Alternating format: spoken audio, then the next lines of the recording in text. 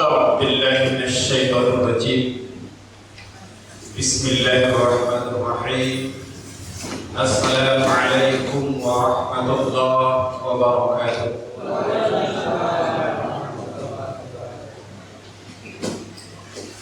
الحمد لله الذي أنعم علينا بنعمة الإيمان والإسلام، وهو الذي بهداية القرآن إلى دار السلام.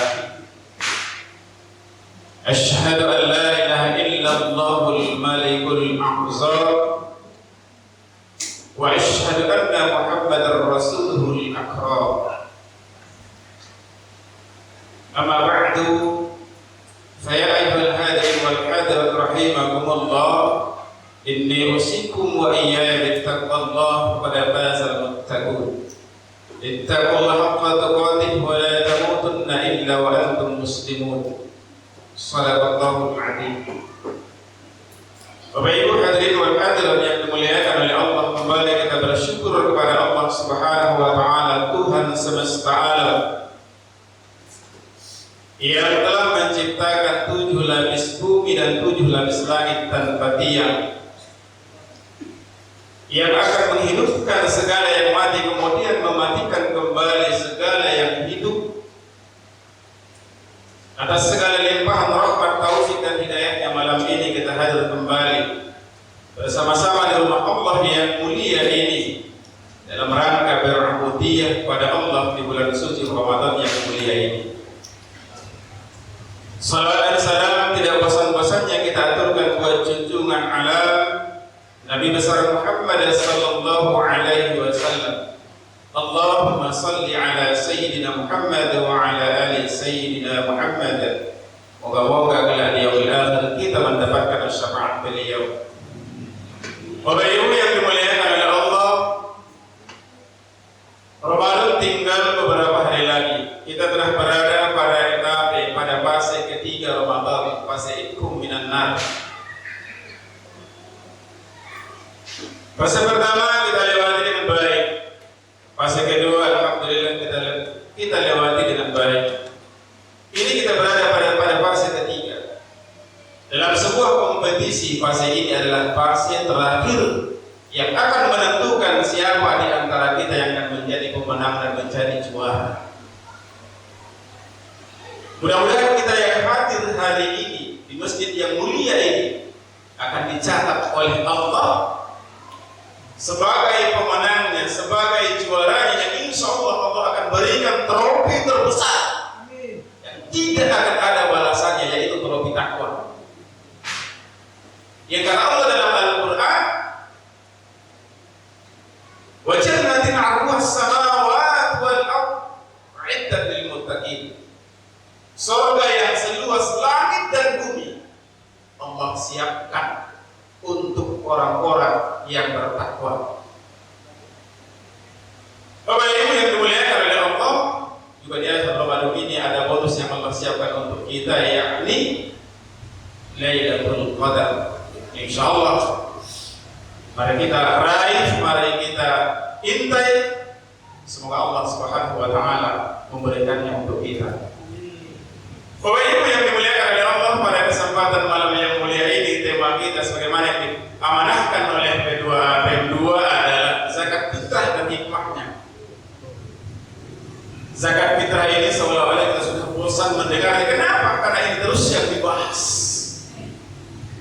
Ini terus, namun tidak jadi masalah ya. Mudah-mudahan dengan diulang-ulangnya akan semakin baik pemahaman kita tentang zakat fitrah. Bapak Ibu, kita lihat dari sisi pengertian makna zakat fitrah. Zakat fitrah itu disebut juga zakatun nafs, atau dikatakan dengan zakat diri atau zakat jiwa, atau disebut juga dengan zakat fitrah, yang makna katanya berasal dari fitr, yang berarti membuka atau memuat. Bapak Ibu yang dimuliakan oleh Allah, sedangkan menurut istilah zakat fitrah itu adalah zakat diri yang diwajibkan atas diri setiap individu muslim, laki-laki, perempuan, tua, muda, besar, kecil, merdeka atau sampah. Jadi semuanya asal dia bernama muslim punya kewajiban untuk menunaikan zakat fitrah. Bapak Ibu yang dimuliakan oleh Allah Subhanahu wa taala, dengan membayarkan zakat fitrah mudah-mudahan kita akan dikembalikan oleh Allah ke asal kejadian kita, yakni fitrah. Kembali kepada kesucian. Karena kata Rasul sallallahu alaihi wasallam, kullu mauludin yuladu 'ala fitrah. Setiap manusia itu lahir ke permukaan bumi Allah ini dalam keadaan fitrah, dalam keadaan suci, dalam keadaan tidak berdosa, dalam keadaan bersih dari noda dan dosa. Tapi setelah kita hidup di atas dunia ini bertahun-tahun dan berpuluh-puluh tahun, kadang-kadang kita bergelimang dengan dosa. Oleh karena itu, insya Allah dengan izin Allah Subhanahu wa taala, dengan membayarkan zakat fitrah, manusia akan kembali kepada kesuciannya. Kembali kepada kesuciannya, yakni terbersih dari segala noda dan dosa. Bapak Ibu yang dimuliakan oleh Allah, itu makna daripada fitrah. Jadi fitrah itu artinya kembali kepada kesucian. Kemudian jika kita lihat yang wajib bayar zakat fitrah itu dua saja syaratnya, Bapak Ibu. Yang pertama, individu yang punya kelebihan makanan atau harta pada malam hari raya dan pagi harinya. Setiap individu muslim yang mempunyai kelebihan makanan untuk dia dan keluarganya pada malam hari terakhir Ramadan, kemudian pada harinya hari raya Idul Fitri, dia punya kewajiban.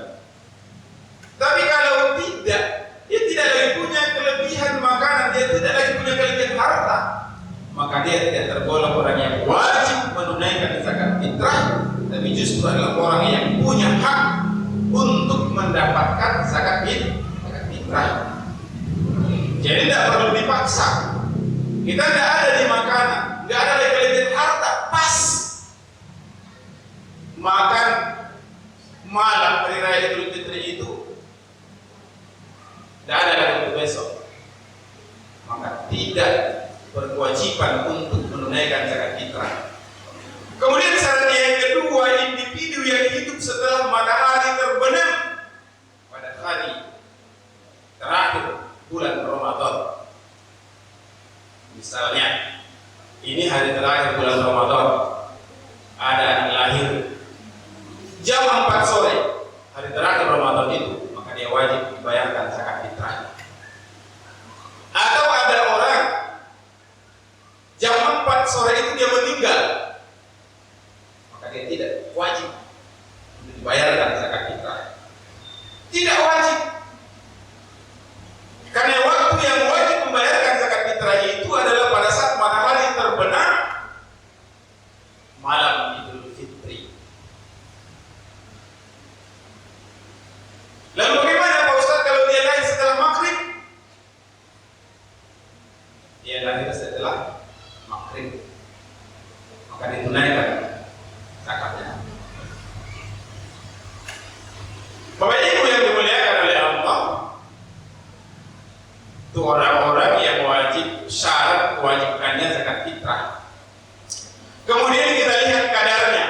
Ini kalau tausiah ini sudah di-set, jadi kita bingung ya Bapak Ibu, harus mengikuti alur yang ada. Kadarnya berapa? Jumlahnya berapa yang harus kita bayarkan? Ada beberapa pendapat Bapak Ibu yang dimuliakan oleh Allah. Kalau Dewan Fatwa Saudi Arabia, satu sak itu sama dengan 3 kilogram. Satu sak itu ya, kan satu sak, nanti satu sak semen beda ya, satu sak beras beda. Satu sak dalam bahasa Arab itu sama dengan 3 kilogram menurut Dewan Fatwa Saudi Arabia. Kemudian ada lagi menurut As-Syaikh Ibnu Utsaimin, dia mengatakan satu sak itu sama dengan 2,40 kg. Jadi tidak sampai 2,5 kilo. Sedangkan Imam Abu Hanifah dia mengatakan satu sa' itu sama dengan 3,8 kilogram. Jadi ada beda-beda pendapat. Berikutnya jumhur fuqaha. Sebagian besar ahli fikih. Kalau fuqaha itu ahli fikih. Menurut pendapat sebagian besar ahli fikih mengatakan satu sa' itu sama dengan 2,75 kilogram. Tidak sampai 3 kilo.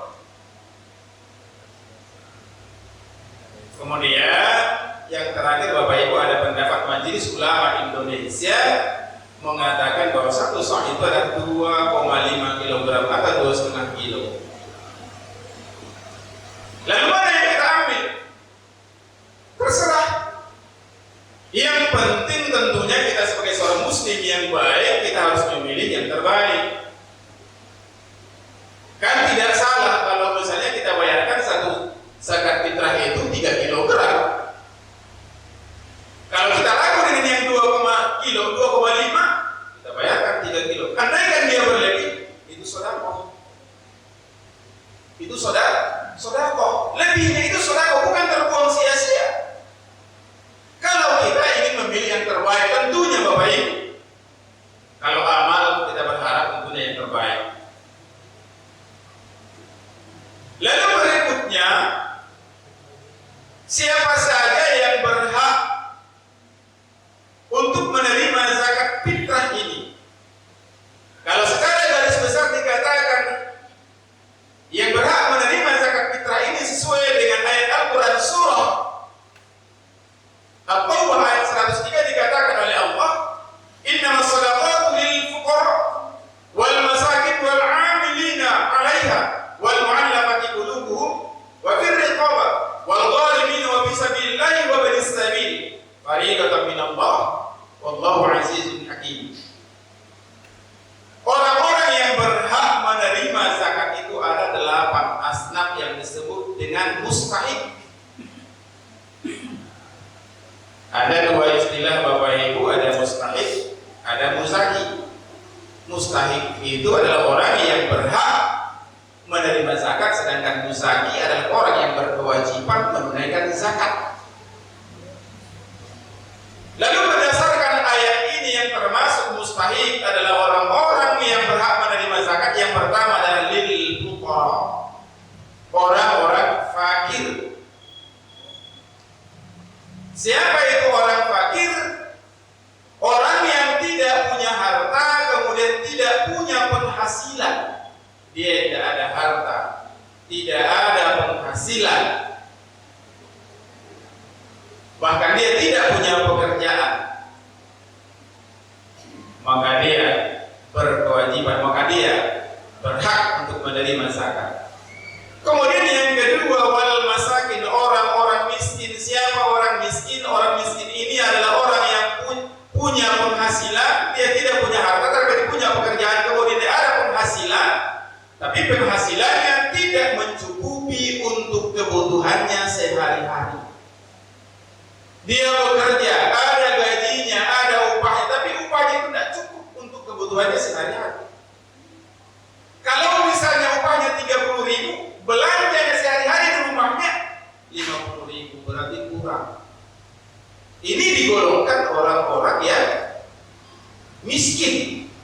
Mereka berhak kita berikan.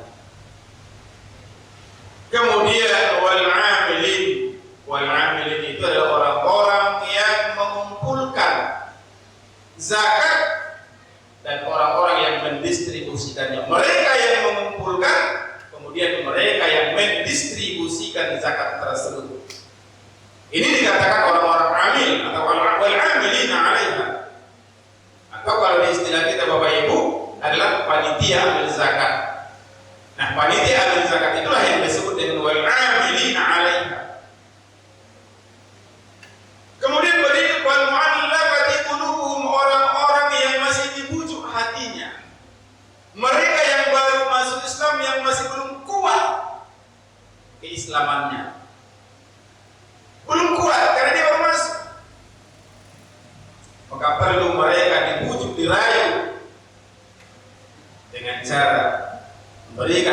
pembagian zakat untuk mereka. Mudah-mudahan dengan diberikan zakat kepada mereka, hati mereka akan semakin teguh dan istiqomah dalam memeluk agama Islam. Kemudian wabirrillah, riqab ini adalah hamba sahaya yang hari ini mungkin tidak ditemukan lagi. Hamba sahaya ini adalah orang-orang yang budak, yang belum merdeka, lalu mereka diberikan zakat kepada mereka. Tujuannya apa? Untuk memerdekakan, untuk menebus diri mereka, agar mereka bisa menjadi orang yang merdeka. Nah, diberi zakat kepada mereka. Wal gharimin, gharim. Gharim ini Bapak Ibu adalah orang yang berutang. Baik berutang untuk dirinya, kemudian juga berutang untuk kemaslahatan umat. Dengan tujuan utang bukan maksiat. Kalau dia utang maksiat, kalah main judi, itu tidak termasuk. Kalah masang nomor, tidak termasuk. Kalah beli minuman, tidak termasuk. Mereka berutang untuk kebutuhan hidupnya atau kebutuhan fisabilillah, kemudian bukan untuk maksiat. Ya, bukan untuk maksiat. Wa fisabilillah, orang-orang yang berjuang di jalan Allah. Kemudian wa banis sabil ini lebih sering disebut dengan musafir. Orang-orang yang bepergian, orang-orang yang bepergian jauh, kemudian mereka di tengah jalan kehabisan bekal. Kepergian mereka sekali lagi adalah bukan untuk maksiat. Kalau perjalanan mereka untuk maksiat, tidak termasuk. Perjalanan mereka bukan untuk maksiat, tapi untuk kebaikan. Misalnya untuk menuntut ilmu, atau untuk membangun silaturahim antara sama muslim, untuk meningkatkan ukhuwah Islamiyah, maka mereka boleh diberikan. Itulah kewajiban yang diberikan oleh Allah kepada kita, dan Allah Subhanahu wa taala Alimun Hakim, Maha mengetahui dan lagi Maha bijaksana. Bapak Ibu, namun demikian persoalan zakat fitrah ini ada prioritas. Prioritasnya apa? Kata Rasul sallallahu alaihi wasallam, farada Rasulullah sallallahu alaihi wasallam zakat al-fitri tuhratan lis-shaim. Ini prioritasnya. Rasulullah sallallahu alaihi wasallam mewajibkan zakat fitrah untuk apa? Tuhratan lis-shaim. Minalladzi wa rafas, yang pertama. Tujuan zakat fitrah itu Bapak Ibu untuk membersihkan diri orang-orang yang berpuasa. Dari apa? Lagwi wa rafas, perkataan yang sia-sia, perbuatan-perbuatan yang fasik yang tidak bermanfaat. Bapak Ibu, kita puasa ini kadang-kadang tidak mulus, ada saja tantangannya, ada saja gangguannya. Kadang mulut kita terlanjur, kadang mata kita terlanjur melihat sesuatu yang tidak boleh dilihat. Kadang hati kita nggak terpelihara dengan baik. Melihat kawan ada juga perasaan tidak senang. Itu semua adalah merupakan gangguan, halangan yang akan menyebabkan puasa kita menjadi tidak sempurna. Karena itu semua kotoran. Maka oleh karena itu, dengan dibayarkannya zakat fitrah, maka disempurnakanlah pahala puasa kita itu dengan zakat fitrah tersebut. Kemudian apa lagi? Wa tu'matan lil masakin, untuk memberi makan orang miskin. Jadi prioritasnya Bapak Ibu itu adalah fakir miskin. Kenapa dikatakan demikian? Kalau misalnya jumlah zakatnya tidak seberapa, tidak seberapa. Kalau dibagi dengan 8 asnaf itu nggak cukup. Walaupun cukup, mungkin hanya dapatnya sedikit, nggak bisa dimanfaatkan. Oleh karenanya kata Rasul memprioritaskan zakat fitrah itu untuk orang-orang miskin. Tujuannya apa? Supaya mereka bisa ikut bergembira bersama orang-orang kaya, menikmati sehari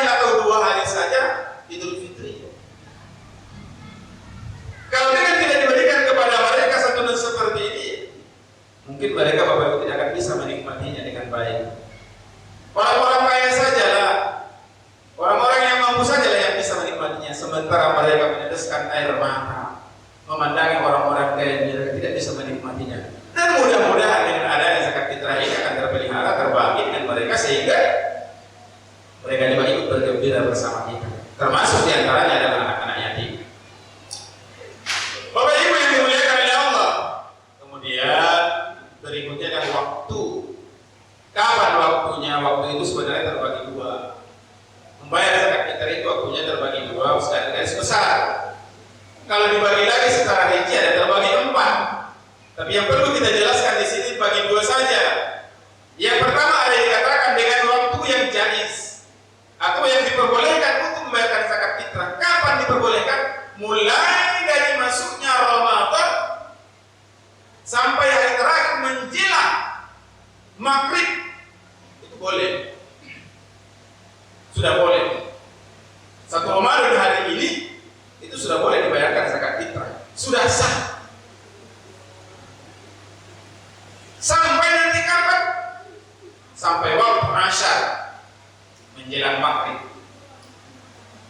itu boleh. Kemudian ada waktu yang wajib. Apa yang waktu yang wajib? Sejak terbenamnya matahari pada akhir Ramadan sampai khatib naik mimbar pada Idul Fitri. Kalau sudah naik mimbar khatib Idul Fitri, itu zakat fitrah tidak ada lagi, tidak sah. Maka dikatakan oleh baginda Rasulullah SAW, "Fa'adha qabla sholati, fahiya zakatun maqbulah." Barang siapa yang membayar zakat fitrah itu sebelum sholat, maksudnya sebelum sholat Idul Fitri, maka itulah fahiya zakatun maqbulah. Inilah zakat yang benar, yang makbul, yang diterima oleh Allah Subhanahu wa ta'ala. Wa man adha ba'da sholati fahiya shadaqatun min shadaqah. Barang siapa yang membayarkan zakat fitrah itu setelah sholat, maka dia menjadi sedekah biasa. Bukan lagi zakat fitrah namanya, tapi sedekah biasa. Sedekah min sedekah. Bahkan ada ulama yang mengatakan kalau dibayarkan setelah sholat Idul Fitri itu makruh. Tapi Rasul mengatakan masih tetap dianggap sedekah, tapi bukan lagi merupakan zakat fitrah. Bapak Ibu yang dimuliakan oleh Allah, yang terakhir apa sebenarnya hikmah di balik itu semua? Kenapa zakat fitrah itu diwajibkan oleh Allah? Yang pertama dikatakan adalah pembersih diri orang-orang yang berzakat, pembersih diri orang-orang yang berpuasa dari sifat kikir dan akhlak tercela lainnya. Mudah-mudahan dengan dibayarkannya zakat fitrah akan terhapus, terkikis harus sifat kikir yang selama ini yang kita miliki. Timbul sikap dermawan, timbul sifat dermawan, saling mengasihi antara sesama manusia, wabil khusus sesama muslim. Kemudian berikutnya upaya menolong sesama, upaya menolong sesama. Tidak semua orang, tidak ada di antara kita yang mau ditakdirkan oleh Allah menjadi orang miskin. Semuanya pasti ingin menjadi orang kaya. Tapi kalau semua orang kaya, maka tidak ada istilah miskin. Kalau semua miskin, tidak ada istilah kaya.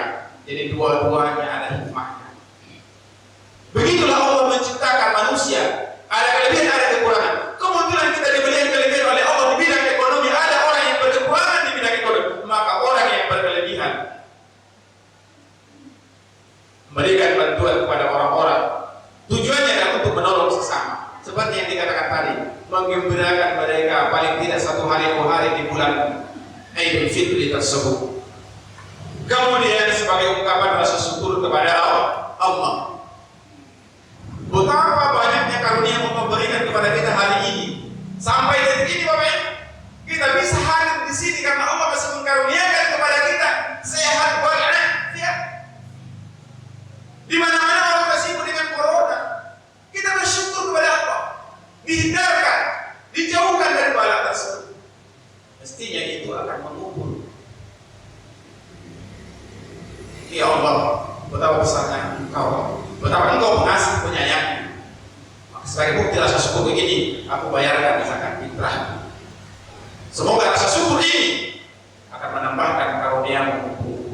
Kata Allah dalam Al-Quran, la in syakartum la azidannakum wa la in kafartum inna 'adzabi lasyadid. Siapa di antara kalian yang banyak-banyak bersyukur, maka insyaallah Allah akan nambah karunia itu. Dan siapa yang kufur, tunggu azab Allah. Bapak Ibu, orang yang paling kaya adalah orang yang paling banyak memberi, bukan orang yang paling banyak hartanya. Ingat, mari kita ingat, orang yang paling kaya itu bukan orang yang paling banyak hartanya, kata Rasul, tapi siapa?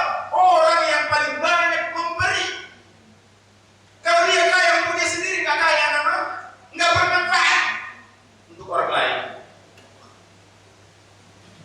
Kata Rasul, laisa ghina an kasratil a'radi walakinnal ghina ghinan nafsi. Tidak dikatakan seorang itu orang kaya kalau dia hanya banyak harta. Yang dikatakan kaya adalah orang yang kaya hatinya. Dia punya belas kasihan antara sesama. Dia punya kasih sayang antara sesama. Dia nafkahkan sebagai hartanya di jalan Allah Subhanahu wa taala. Kemudian yang terakhir Bapak Ibu, untuk menghilangkan kesenjangan sosial antara si miskin dengan si kaya, supaya tidak terlalu tajam, supaya tidak terlalu terjal perbedaan antara si miskin dan si kaya. Karena perbedaan ini akan menimbulkan kecemburuan sosial. Kecemburuan sosial akan menimbulkan kemaksiatan. Bisa saja orang membunuh, merampok disebabkan karena sakit hati. Kepada siapa dia sakit hati? Mungkin kepada orang-orang yang pelit, orang-orang yang bakhil, sehingga itu akan mengundang perbuatan yang dilarang oleh Allah Subhanahu wa taala karena kecemburuan sosial. Bapak Ibu yang dimuliakan oleh Allah Subhanahu wa taala, kata